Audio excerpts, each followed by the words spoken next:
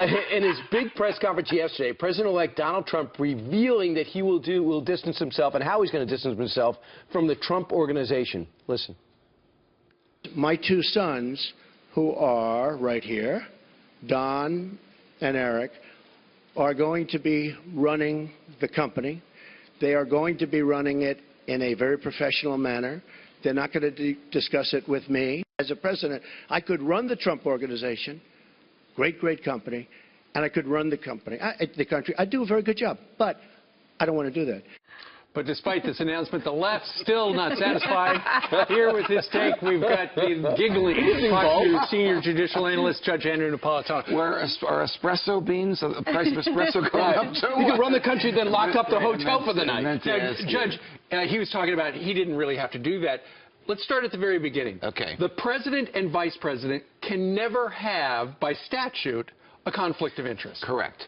So a United States senator, if he and his family owned a hotel room, could not receive the profits from a foreign government that rented the hotel room, whether it was a ballroom or an overnight room. Got it. But the President of the United States can, simply because when they enacted this statute, prohibiting all people that work from the federal government from receiving money directly or indirectly from foreign governments, they exempted the president and the vice president. Similarly, when they prohibited members of Congress and people that work for the federal government from operating business enterprises, they exempted the president and the vice president. So the simple question is, did Donald Trump do enough yesterday? The answer is he didn't have to do anything. Everything he did was to give him the opportunity to focus 100% on being president of the United States. And shut up his critics. Correct. And not have to worry about running his businesses. Legally, could he have run the businesses? Of course he could. Personally, could he have run the businesses? He loves running those businesses. Yes, he could have. He has more than 500 businesses, and the boys have said, we're not going to do any business with any other country. We're going to keep it right here in America, at least for the next 4 years. Are you happy with this? I am happy with it because, again, it's more than he has to do. I'll tell you what I thought was absolutely spectacular is profits from hotels that he owns, like the one that's not far from the White House.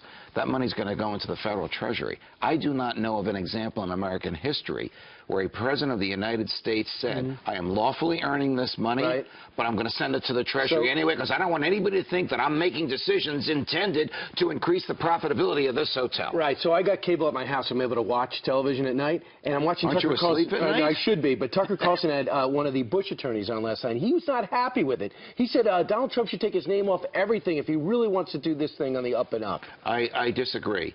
What the president-elect has agreed to do is far more than he has to. Let's talk about Ivanka. Her last name is Trump. Can she market that name? Yes. It is her name. You'll remember this. But she's not. She's not. She's handing it over to You'll remember this. girl. It was a disaster, and it tasted terrible.